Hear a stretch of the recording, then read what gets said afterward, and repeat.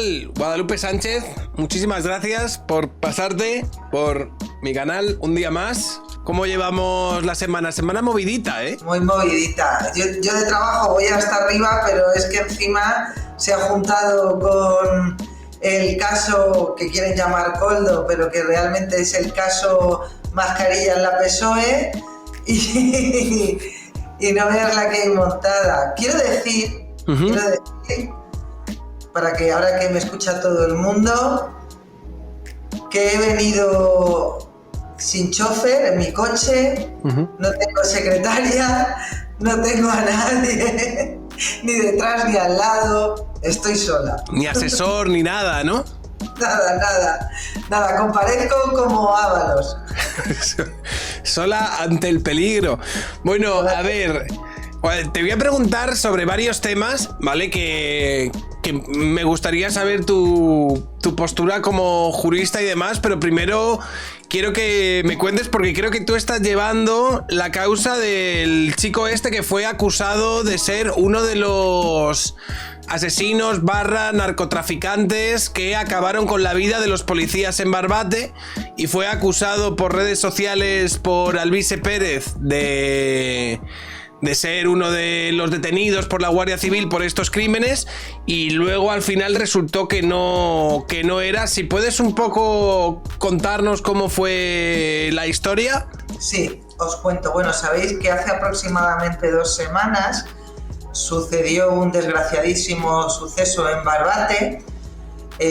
2 guardias civiles murieron tras ser embestidos por una lancha. En un comienzo se hablaba de que había sido un accidente, luego ya se está hablando de incluso un posible asesinato, es decir, que el conductor de la lancha de los narcotraficantes los embistiera de forma premeditada.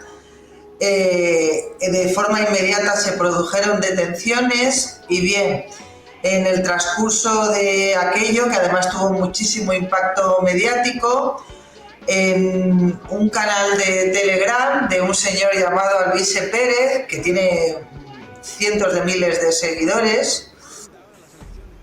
Sí, parece ser que se presenta a las elecciones europeas con un nuevo partido. Pues bien, este señor compartió la foto de una persona, una imagen extraída de un canal de TikTok, señalando que era uno de los detenidos por el asesinato de los 2 guardias civiles en Barbate. Esta persona se llama Salvador Blanco Nieto y no tenía nada que ver con la muerte de los guardias civiles, ni siquiera estaba allí. Es que ni siquiera estaba en Barbate. ¿Qué es lo que sucedió? Pues este señor, al margen de que tiene muchos seguidores en su canal de Telegram, pues lo que suele publicar es replicado de forma inmediata por muchas cuentas e incluso hasta medios de comunicación. Entonces la imagen de este chico se corrió como la pólvora por otras redes sociales. La replicaron un montón de cuentas de Twitter e incluso de TikTok. Un diario que creo que se llama el Diario de la Derecha o algo parecido lo señalaba como uno de los asesinos de guardias civiles. Y bueno, al margen de las consecuencias que esto puede tener para cualquiera de nosotros, porque imagínate, te levantas una mañana y te encuentras que aparece señalado, tú una persona normal que vives en un pueblo, pues te encuentras como uno de los señalados por el asesinato de 2 guardias civiles, nada menos, con toda la repercusión que eso conlleva. Al margen de ello, es que la situación de Salvador pues es bastante comprometida, es bastante compleja, tanto desde el punto de vista personal como de... Personal me refiero por la situación en la que se encuentra su pareja, Rosa, como la de su salud, ¿vale? En primer lugar, Salvador pues tiene reconocido un grado de dependencia bastante alto, ¿de acuerdo? Por la Junta de Extremadura. Su pareja, bueno, él está en una situación de salud mental antes de esto delicada, que se ha agravado como consecuencia de la exposición, y luego su pareja Rosa pues es víctima de violencia de género y respecto a su anterior pareja y respecto a esa otra persona tiene una orden de alejamiento y tiene que permanecer siempre en un domicilio que no sea conocido, porque estimó el juzgado de violencia de género que había riesgo para su vida. Bueno, tras la publicación por parte de Alvise Pérez de esta información con su imagen, donde además aparecía de fondo con la cara entrecortada, pero se le apreciaba la foto de su pareja, empezaron a recibir multitud de amenazas y comentarios en redes sociales, algunas verdaderamente muy fuertes, muy graves. Los vecinos preguntándole, los vecinos de su barrio, han tenido que denunciar, han tenido que acudir varios días a la Guardia Civil para denunciar amenazas. A Salvador le han tenido que doblar en la medicación que él normalmente toma para tratarse su enfermedad, pues se le han tenido que doblar. De hecho, habréis visto algunas intervenciones suyas en prensa, porque yo les he aconsejado a comparecer y a decirle a la gente que no son ellos, que informen a todo el mundo, que por favor que les dejen de amenazar, porque ellos no tienen nada que ver con el asesinato de los guardias civiles, ni fueron detenidos, ni se les ha identificado, ni nada por el estilo, como dice Alvise Pérez. Y bueno, y hasta tal punto ha llegado el tema que van a tener que cambiar de domicilio, precisamente por el problema que te he señalado de Rosa. Van a tener hasta que cambiar de domicilio. O sea, el domicilio, para que yo lo entienda, va a tener que cambiarlo por la exposición de su pareja. Por la exposición de su pareja. Vale.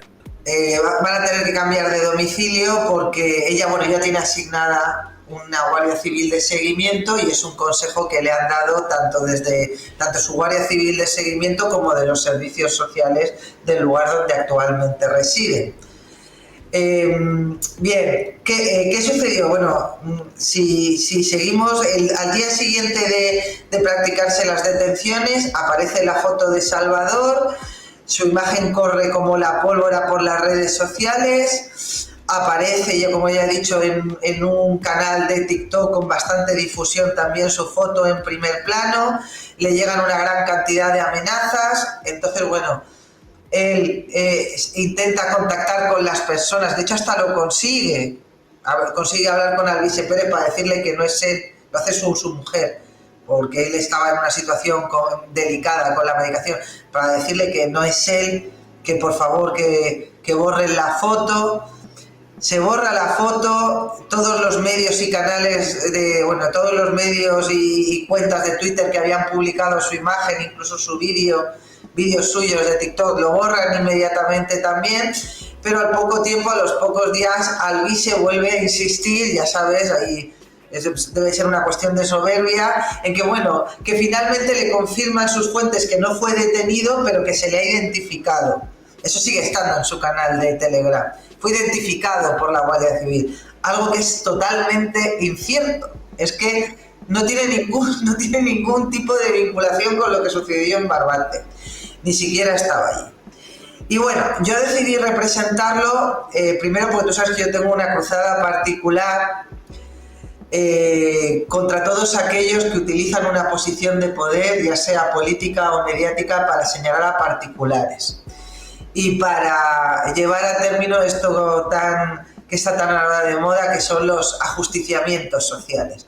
Poner la cara de alguien, decir que ese alguien ha hecho X sin que haya denuncia, sin que haya juicio, sin que haya sentencia, y que a partir de ahí pues reciba no solo la pena del telediario, sino la pena de lapidación pública, ¿verdad? Que es lo que ha tenido que sufrir Salvador durante varios días. Así que decidí representarle.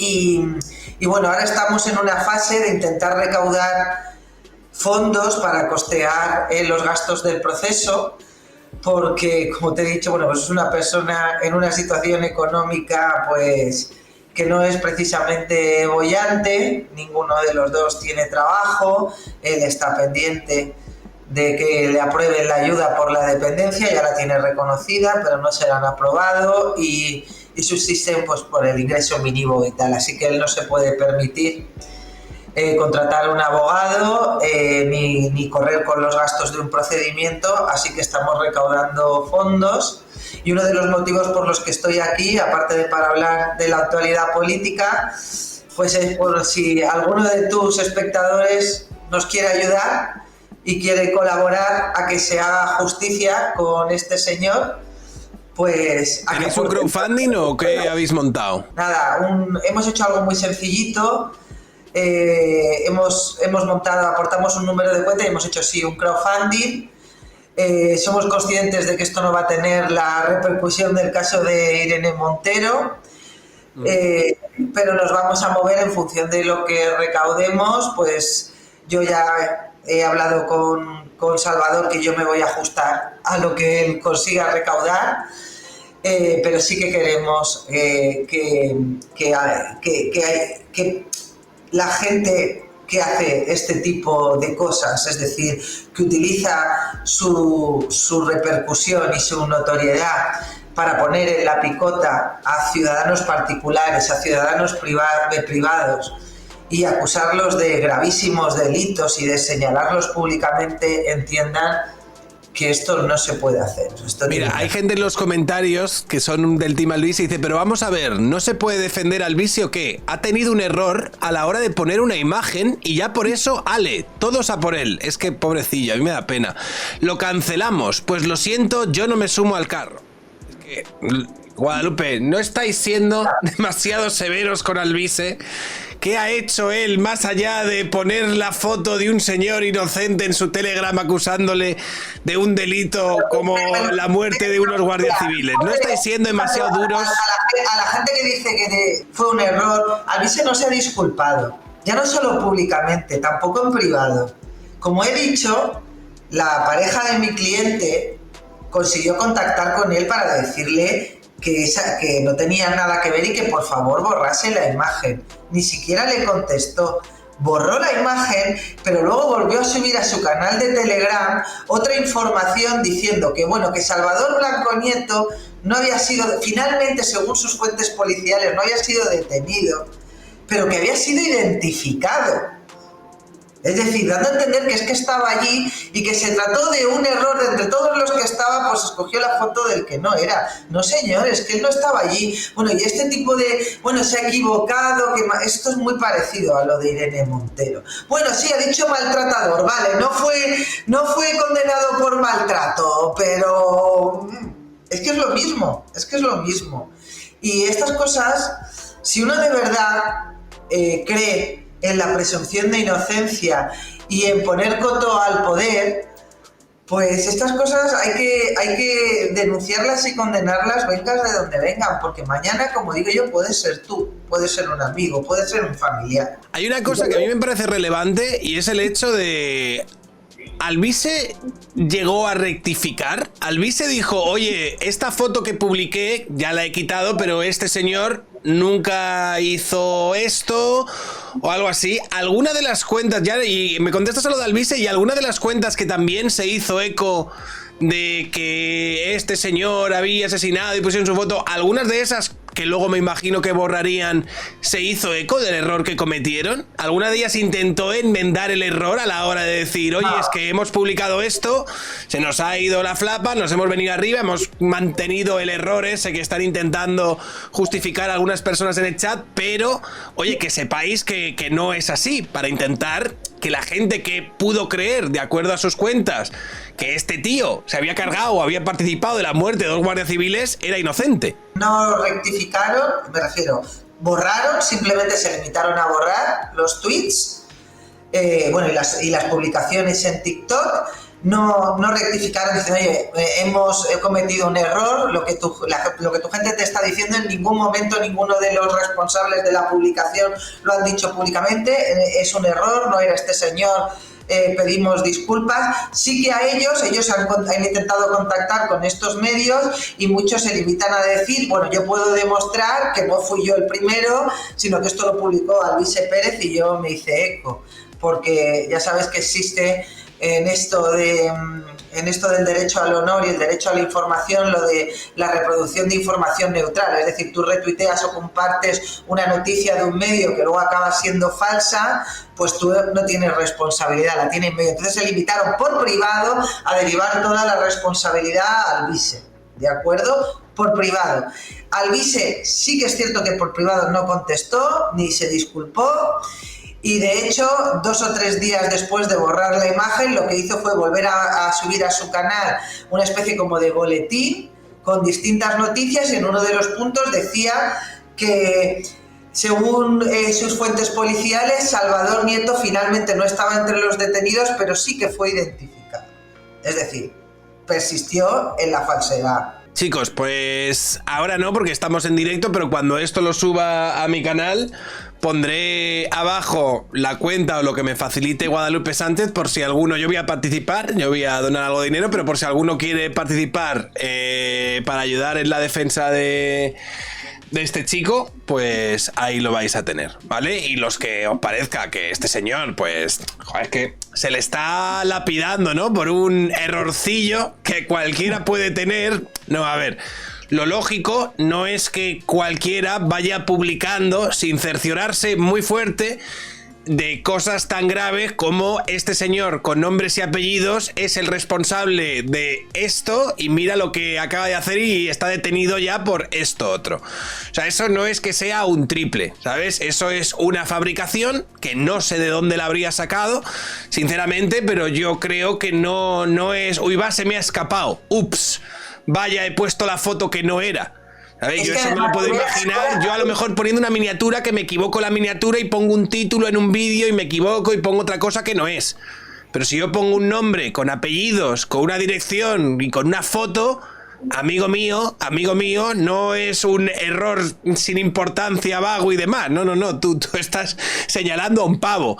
Y si ese pavo resulta que ese día estaba en su casa, pues, ¿qué quieres que te diga? Es que además no es ni siquiera que publicó la foto con su nombre, con sus, bueno, con sus redes sociales. Es decir, una especie de llamamiento a la jauría para proceder al linchamiento, y luego tras borrar, no es que dijera, bueno, uy, me equivoqué porque es que el detenido, uno de los detenidos se parece mucho. Es que luego no ha vuelto a publicar ninguna otra fotografía de los detenidos o implicados. Es decir, se limitó... Y es algo que ha salido por activa y por pasiva. O sea, es algo que han salido en los medios, que los tíos han intentado difundir, y Alvise no ha tenido ni la decencia de hacer un vídeo disculpándose, ya no te digo disculpándose, que sería a lo mejor demasiado pedir, simplemente rectificando.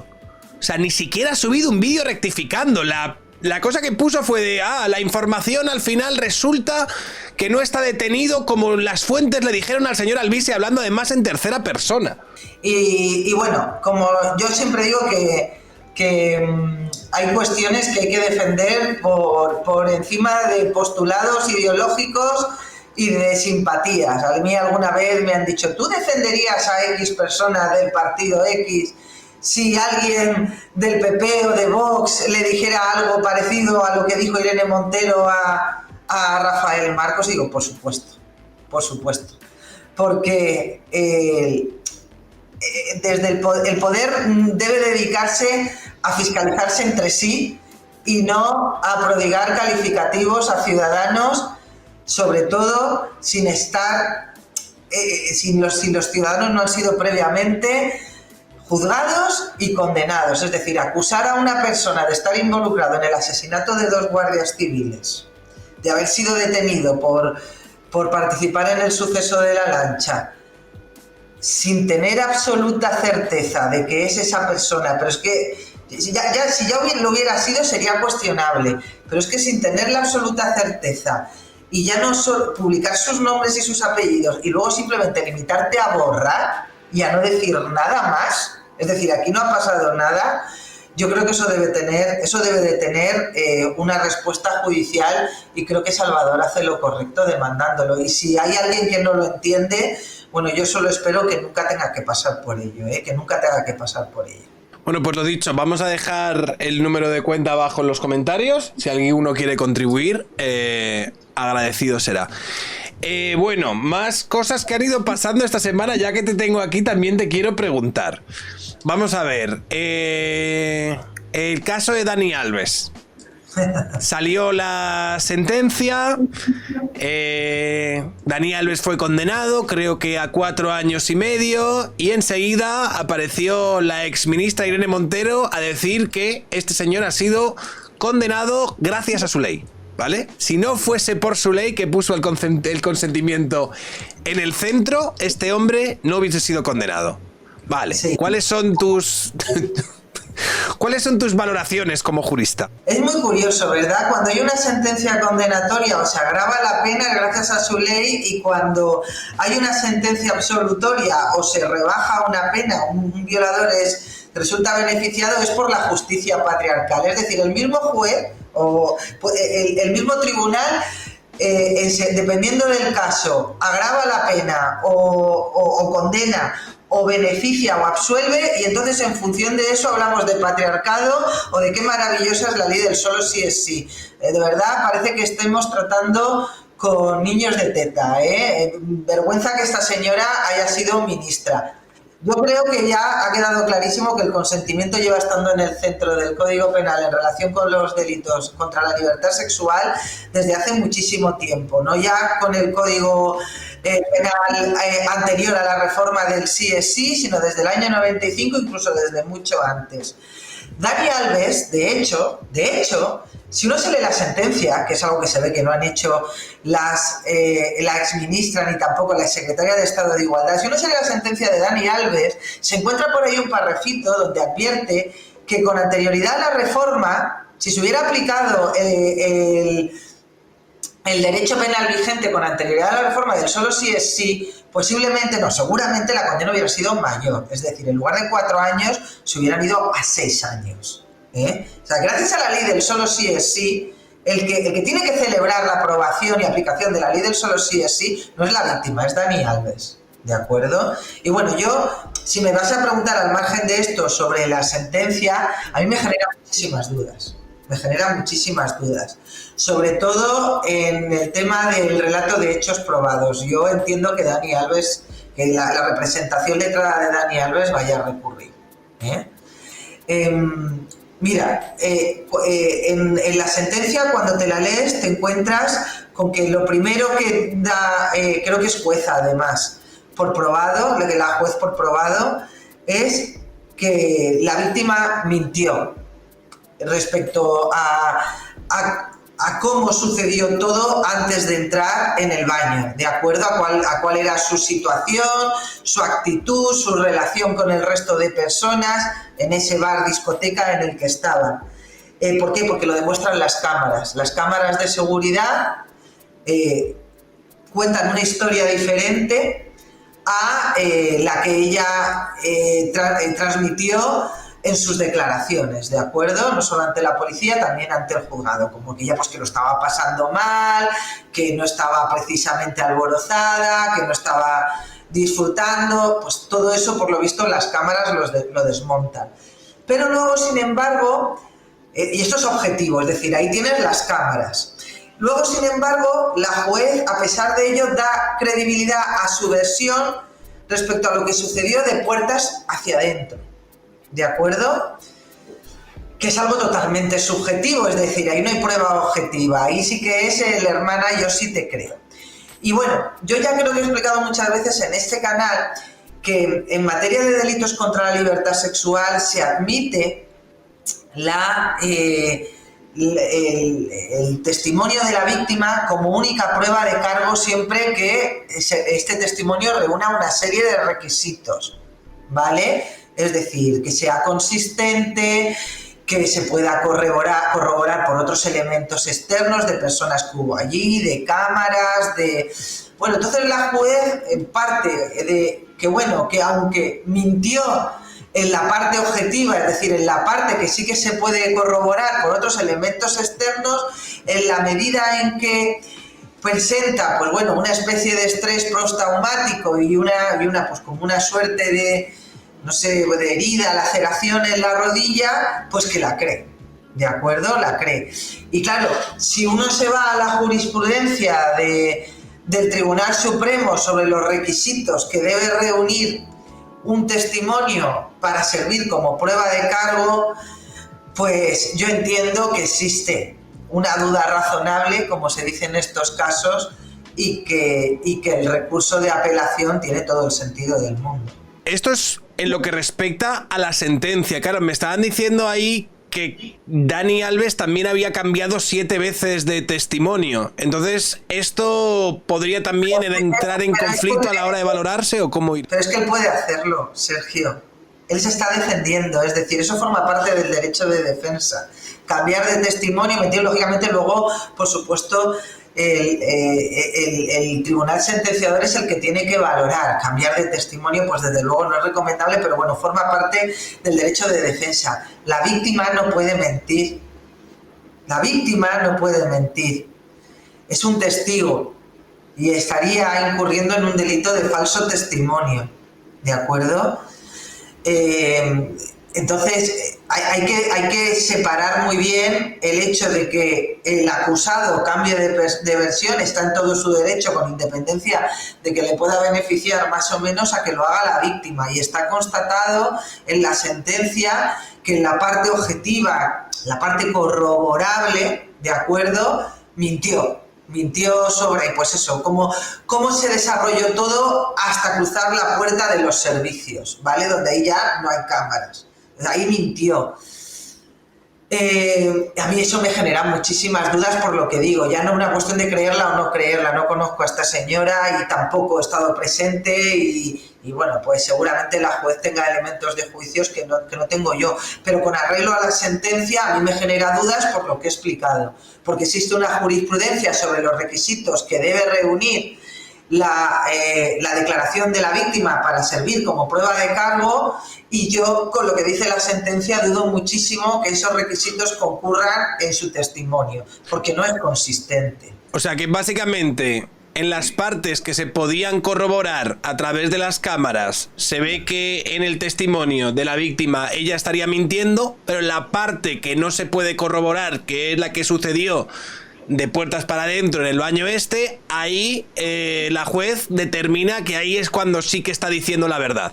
Es decir, cuando estás fuera y yo puedo ver en las cámaras, ahí veo que mientes, pero cuando te metes dentro y ya no lo puedo comprobar, hermana, yo sí te creo, y aquí desde luego estás diciendo la verdad verdadera. Le otorga credibilidad, así es. Así que yo imagino que cuando estas chicas del ministerio, de que antes estaban en el Ministerio de Igualdad, estas señoras celebran la sentencia, pues a lo mejor lo hacen por eso, porque desde luego por la pena no tienen nada que celebrar, ¿vale? Pero lo hacen por eso, porque ellas estiman que gracias a su ley, pues la jueza la ha creído y no ha tenido que demostrar nada más la víctima. Pero lo cierto es que esto nada tiene que ver con la ley del solo sí es sí.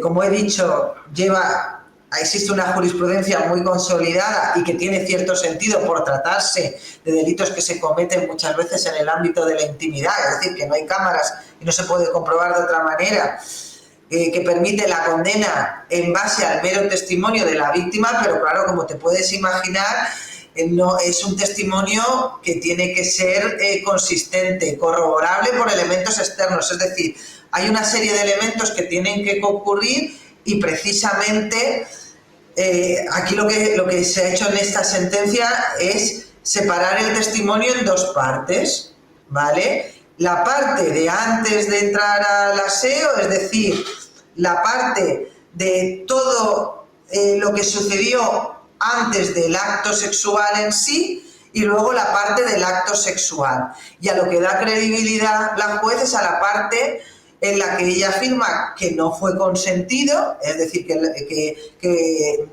el acto sexual con Dani Alves, ella pues no lo consintió, pero claro, si partes de que la parte comprobable, la parte previa a eso, está documentado de manera audiovisual que ella sí que mintió, que no dijo toda la verdad en lo sucedido, sobre todo en cuál era su actitud, no solo su actitud, sino del resto de personas que había allí, cómo se encontraba, cómo se desarrolló todo, pues en la medida en que ella mintió en esa parte, a mí me genera muchísimas dudas, muchísimas dudas. Vale, una vez con esta sentencia de 4 años y medio y demás, hay mucha gente que dice que Alves va a salir de la cárcel y se va a ir para Brasil, que realmente la pena, más allá de que la recurra o tal, en el momento en el que termine todo el proceso, pues ya prácticamente va a estar para salir libre? ¿Tú esto cómo lo ves? Vamos a ver, hay que tener en cuenta una cosa. Dani Alves lleva muchos meses, no sé si 13 o 14 ya, o más, en prisión preventiva, ¿de acuerdo? En prisión provisional. Entonces, el tiempo que uno pasa en prisión provisional se descuenta. Él ofreció, él ofreció entregar su pasaporte, es decir, lleva mucho tiempo intentando abandonar prisión hasta la celebración del juicio y sentencia firme. Y bueno, y no se le permitió precisamente porque la juez consideró que existía riesgo de fuga, en el sentido de que se podía marchar a un país y dificultar su extradición, etcétera, etcétera. Entonces, ese tiempo se le va a descontar, por supuesto que se le va a descontar.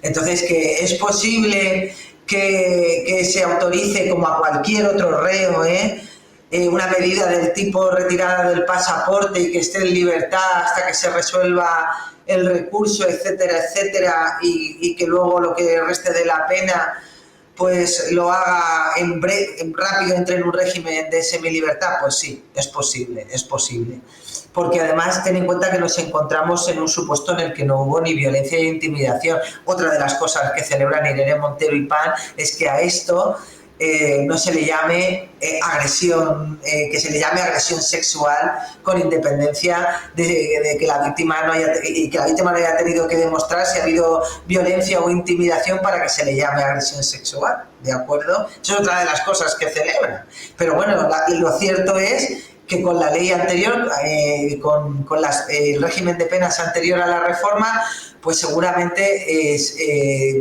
Dani Alves estaría en un problema mayor, en el sentido de que se tendría que enfrentar a 2 años más de pena, y salir en libertad no lo tendría tan fácil, en el sentido de que no sería tan inmediato. Pues Dani Alves todavía, vamos, tú entiendes que va a recurrir. Bueno, ya han anunciado, ¿no?, que va a recurrir y va a llegar hasta el final, y a ver cómo se desenvuelve todo esto. Oye, y ya te quería preguntar también por todo el tema, lo llevas siguiendo, me imagino, porque está siendo muy divertido todo el tema. Koldo, Ábalos está en mi casa y todo esto, ¿cómo lo valoras tú? De cara a, ¿tú crees que el gobierno se lo esperaba? ¿Les han llegado en un mal momento? Porque justo después de las elecciones gallegas, de repente encontrarse con esta sangría, ¿no? Y encima hoy el movimiento de Ábalos de irse al grupo mixto y todo esto. Entonces me gustaría, ya un poco por morbo, saber qué es lo que te parece a ti todo esto. A ver, que el gobierno se lo esperaba, por supuesto, porque precisamente han esperado la celebración de las elecciones gallegas, y bueno, está por ahí publicado que a Koldo, mientras lo estaba grabando, ya sabes que pues eso, le habrán estado grabando con escuchas telefónicas y tal, pues él mismo dice a una persona con la que está departiendo en un restaurante: lleva cuidado, no lo digas, que nos están grabando, nos están siguiendo y nos están grabando. Es decir, porque yo sí que me gustaría saber quién ha filtrado eso, por qué sabe Koldo que había autorizadas escuchas y que había una investigación en curso. Es decir, saberlo, por supuesto que lo sabía.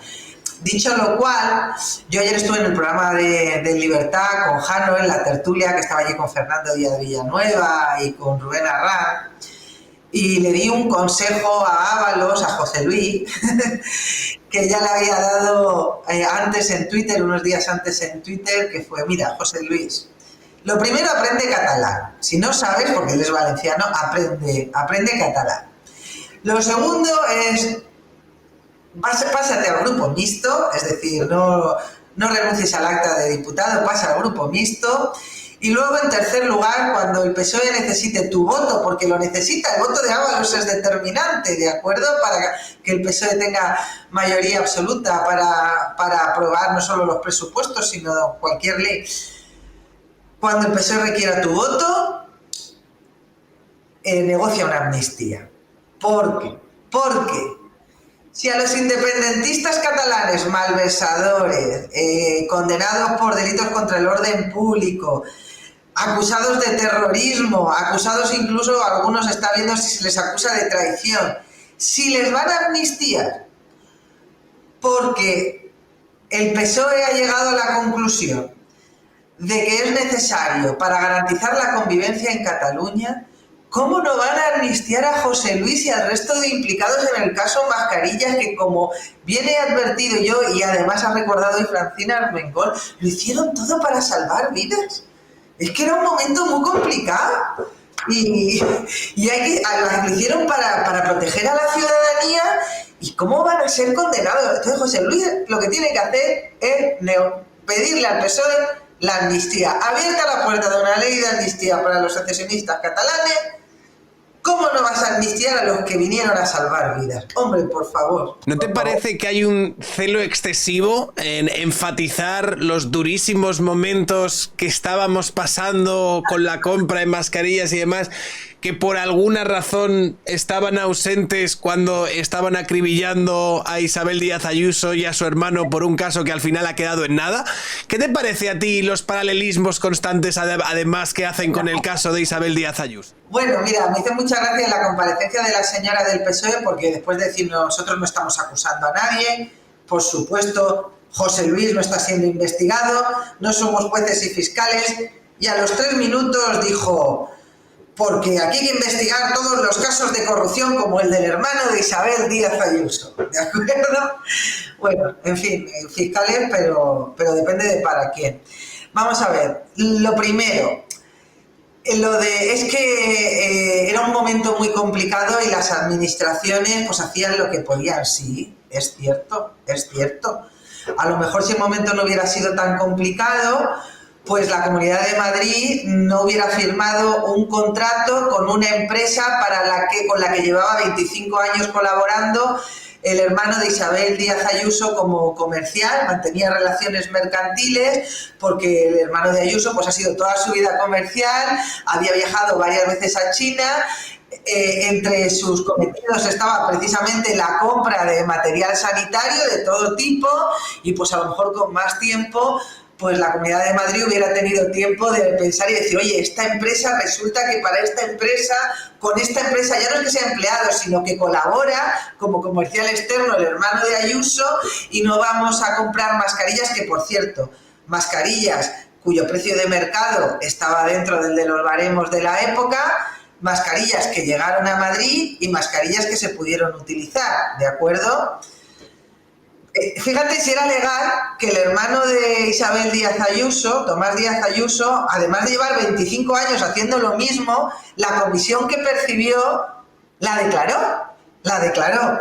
Y precisamente esa declaración de Hacienda, que certifica que no hubo un incremento de su patrimonio, ni que se hizo rico con las mascarillas, ni se dedicó a comprarse pisos, ni nada, esa declaración de Hacienda fue la que utilizó el genio y figura de Casado, asesorado por el otro genio y figura de Teodoro, para, otra cosa que habría que investigar es esa filtración, para acusar a Ayuso de corrupción, beneficiando a su hermano para que pudiera cobrar una comisión. O sea, tú fíjate si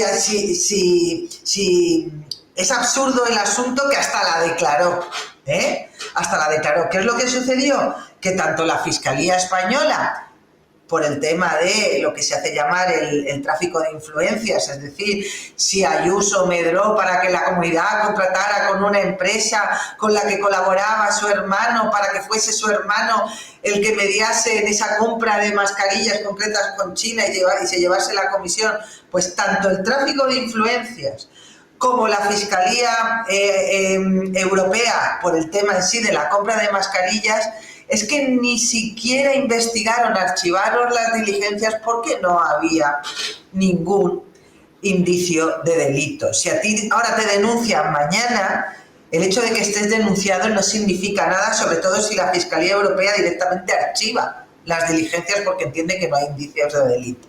¿Vale? Bueno, pues ¿qué están utilizando? Están utilizando que Casado denunció a Ayuso de corrupción por el tema de su hermano, es decir, una mera denuncia, para equipararlo al caso de Koldo, ¿vale? Dicen, es que hubo lucro, es decir, se lucraron los dos. Hombre, pues el hermano de Ayuso hizo su trabajo, lo cobró y lo declaró, ni tuvo un enriquecimiento patrimonial. ni nada. Como digo, vamos a ver lo que es lo que ha sucedido en el caso Koldo. En el caso Koldo lo que sucede es que una empresa que no se había dedicado jamás a la compra de material sanitario, que nunca había trabajado con China, que tenía su domicilio social en un piso, que no tenía empleados, de pronto aparece y consigue contratos millonarios con un montón de administraciones para la compra de mascarillas. Es una empresa que está vinculada a la mano derecha de Ábalos, asesor personal, miembro del Consejo de Administración de Adif, de Renfe, para que la gente me entienda, etcétera, etcétera, que es Koldo, ¿vale? Koldo, persona además de conocida trayectoria en el Partido Socialista, porque en el propio libro de Pedro Sánchez, Manual de Resistencia, aparece Koldo, la persona de confianza de Pedro para custodiar sus avales cuando se presentó a las elecciones en el PSOE para ser secretario general, ¿de acuerdo? Entonces, nada menos que la mano derecha del que era ministro de Fomento, de Transportes, y también era secretario general del PSOE en ese momento, de Ábalos, está vinculado con esta empresa. Y con todo, ¿y qué sucede? Con todos los contratos que consigue, el dinero no solo es que no haya, en algunos casos no hay mascarillas, en otros directamente son defectuosas y no se pueden utilizar, están almacenadas allí sin poder usarse como las de Baleares.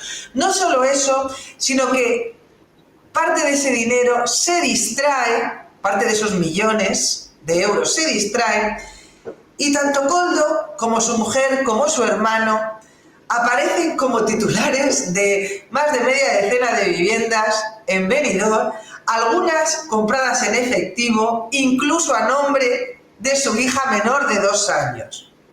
Entonces, me estás intentando equiparar, bueno, y lógicamente el caso se está investigando por la Audiencia Nacional, es decir, ahí sí que hay unas diligencias previas en un juzgado, se está instruyendo, se está investigando y ha habido detenidos.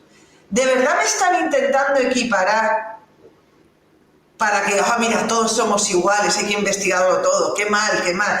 ¿Me estás intentando equiparar el caso del hermano de Ayuso con este asunto? O sea, es que me parece tan obsceno que ya no es por defender a Isabel Díaz Ayuso, que lo puede parecer, es que de verdad es obsceno, es que se enriquecieron.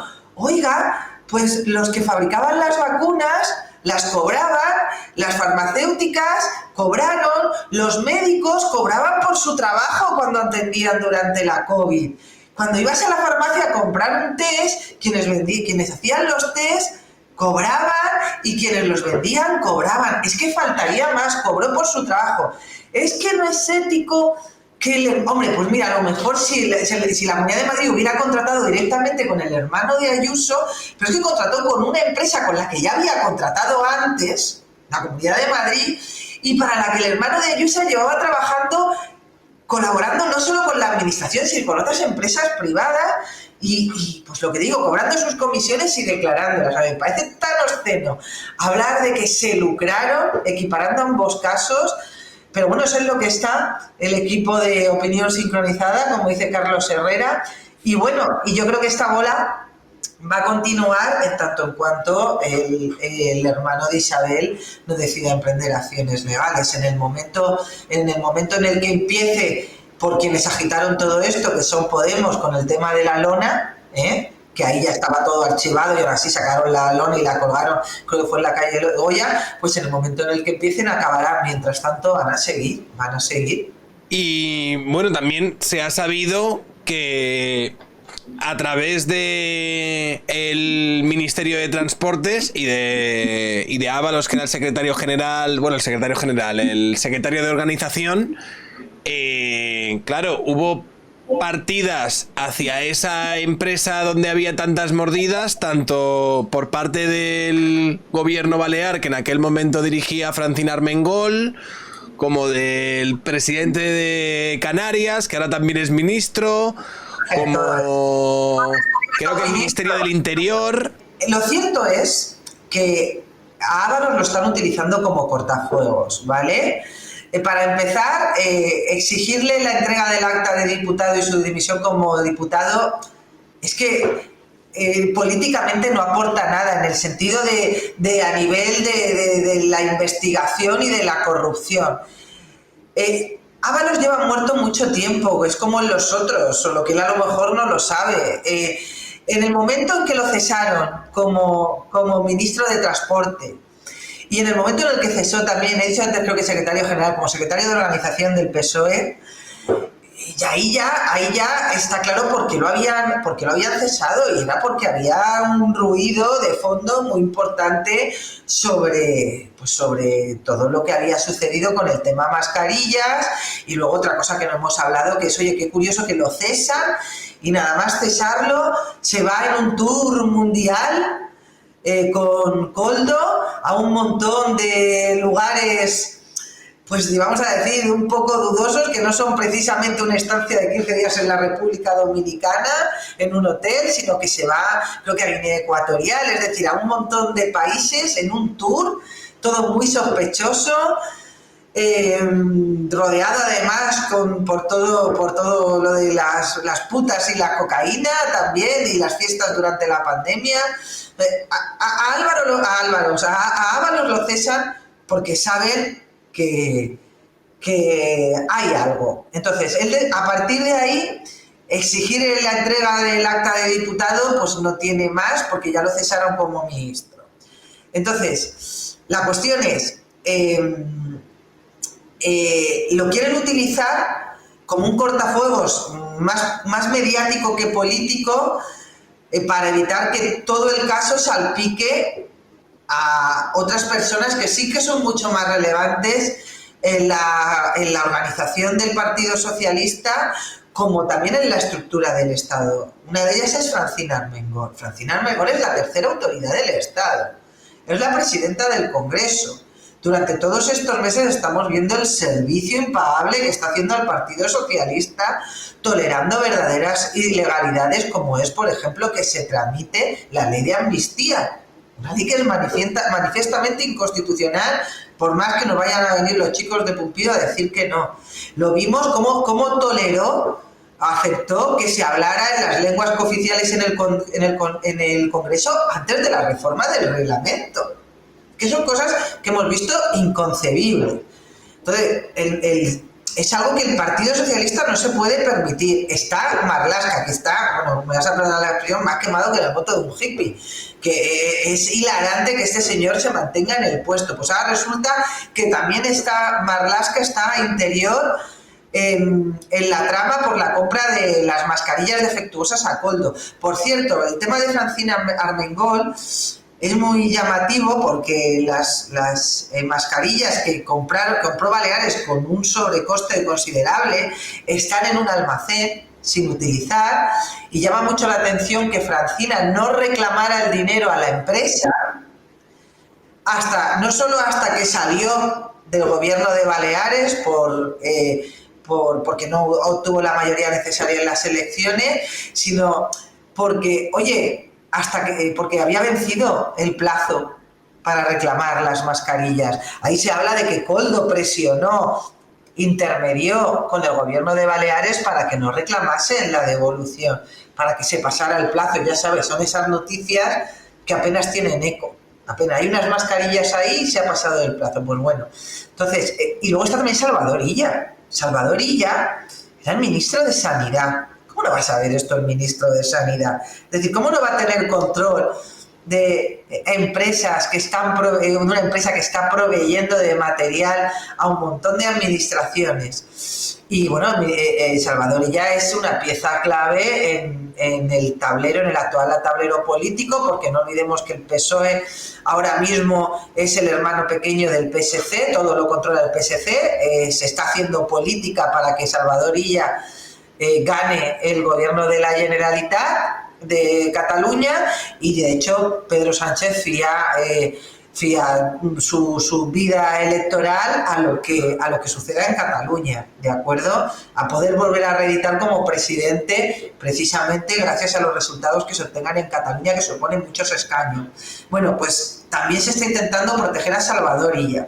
Y cuando digo que también es un cortafuegos mediático, no lo digo solo para que la prensa se centre en Ábalos, que también, sino que hay que poner el foco en cómo se comportó la prensa durante la pandemia con estos temas, ¿vale? Con la excepción de Voz Populi primero, donde ya sabes que yo colaboraba y estaba Álvaro Nieto director en esa época, y luego ya también se sumó The Objective cuando pasó a ser Álvaro Nieto su director. Con la excepción de estos dos medios, lo que regía por aquel entonces, en aquellos primeros meses de 2020, con todos confinados en casa, era el aporta o aparta. ¿Tú te acuerdas de aquello? Si criticabas, eras un miserable. Si cuestionabas, eras un negacionista. Yo, a la semana y media de declararse el estado de alarma, escribí un artículo cuestionando su constitucionalidad, precisamente por los mismos motivos por los que luego fue declarado inconstitucional por el Tribunal Constitucional. Cuestionando, es decir, planteando una posible inconstitucionalidad. De hecho, el artículo estaba titulado entre comillas. Bueno, me dijeron de todo. Cargos públicos, Cargos públicos, me llamaron miserable, mezquina, que estaba intentando, que con lo que estaba pasando en el país, ¿cómo me podía atrever? Bueno, pues en el caso Coldo también pasó. Esta empresa, que nunca me acuerdo de su nombre, Servicios, fue premiada por La Razón, por Paco Maruenda. Una empresa, un premio, algo así como premio a La Razón, algo así como al prestigio empresarial o algo parecido. Lo podéis buscar en Google. Entonces, claro, es que salimos más fuertes. Fue un narcotizante para la prensa y por ende para la sociedad, porque Ábalos, pues, que se dedicó, pues eso, el gobierno en sí se dedicó a través de la publicidad institucional a comprar silencios. Y cuando Voz Populi y luego de Objective publicaban informaciones sobre Ábalos, una cosa intolerable. ¡Wow! ¡Madre mía! Están los viajes, cuando lo cesan por los viajes, ¡madre mía! Estás hablando de la vida privada del ministro, ¡qué vergüenza! No sé qué. Oiga, pues no, pues ahora se está viendo que todo eso es muy relevante, porque algunos de los sitios a los que viajaron, si no todos, puede ser que allí fuera a parar, todo presuntamente, que allí fueran a parar el dinero que se distrajo de la compra de mascarillas. Entonces, yo creo que si alguien merece reflexionar aquí, aparte de los ciudadanos que de verdad, es que yo recuerdo aquello, todos saliendo a la ventana, aplaudir y tal. Es que, aparte de los ciudadanos, quien merece reflexionar en este sentido es la prensa, porque yo creo que no haya visto jamás en nuestro país. En Cataluña sí lo vimos, lo recordaba ayer Fernando en el programa de Jano.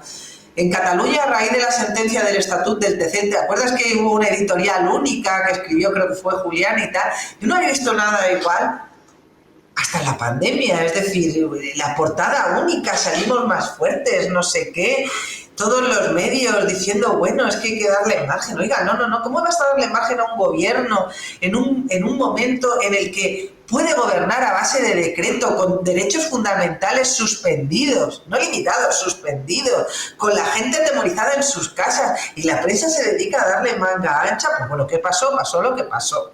Y ahora estamos con la pandemia y con las mascarillas. Espérate que lleguemos a los fondos europeos, ¿eh? Cuando lleguemos a los fondos europeos, estos señores se sentían con una sensación de impunidad tal y de que podían hacer lo que quieran, que es lo que te he comentado, que es que el entramado de Coldo para comprar pisos es que ni siquiera intentaron disimular con los típicos testaferros y sociedades interpuestas. O sea, dinero en efectivo sacado de la cuenta de su hija menor de 2 años. Y luego, otra reflexión, por último, Sergio, que no me quiero enrollar. ¿Dónde estaba la agencia tributaria? ¿Dónde estaba la agencia tributaria?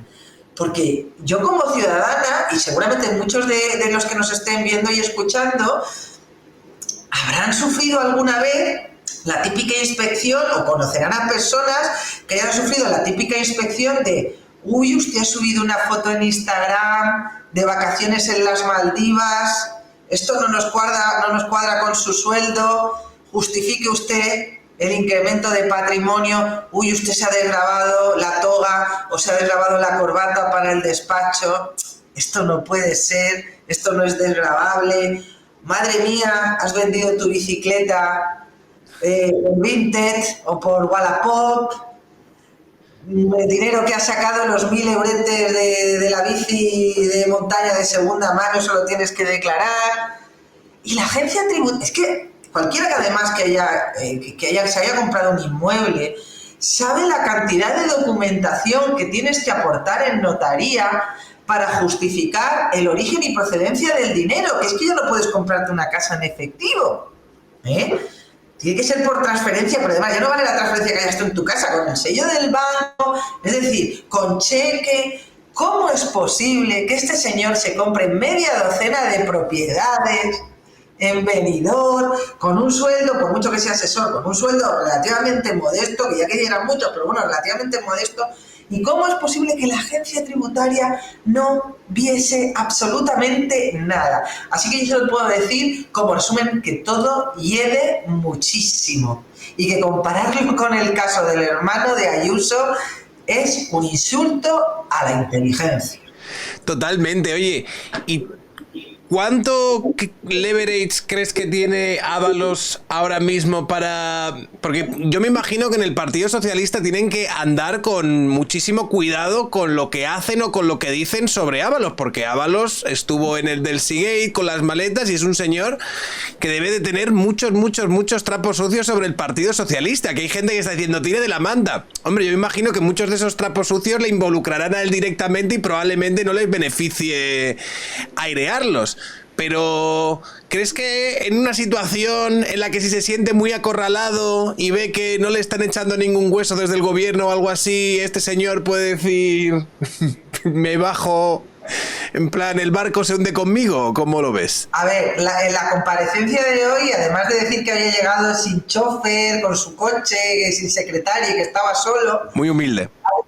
Ha dicho otra cosa muy interesante, que es que él va a defender su honor desde su escaño y que cuando todo esto acabe, las personas que lo están acusando desde ambos lados, es decir, señalando a su partido y al presidente del gobierno, las personas que le obligan, o sea, que le obligan a irse al grupo mixto o que le pretendían obligar a entregar el acta y que le van a retirar su militancia socialista, que le van a tener que mirar a la cara y le van a tener que pedir perdón. Eso ha dicho Ábalos hoy. Entonces, sí que te digo que yo dudo mucho que tire de la manta como tal, porque hemos visto casos de corrupción gravísimos y salvo, pues, por ejemplo, los ERE, el caso de Roldán, y no se tira de la manta. Por ejemplo, en el tema de los GAL, pues me recordaba el otro día a mi marido que sí, que Damborenea habló, pero tampoco se le hizo mucho caso. Ya sabes que Damborenea dijo que había estado en el despacho de González y tal, ese sí que habló, pero no se le hizo mucho caso. Pero en el resto, pues callan. Pero sí que es cierto que parece ser que Ábalos ahora mismo sí que está dispuesto a utilizar su escaño, ya no sé si para tirar de la manta, pero sí para humillar al PSOE a nivel político y parlamentario.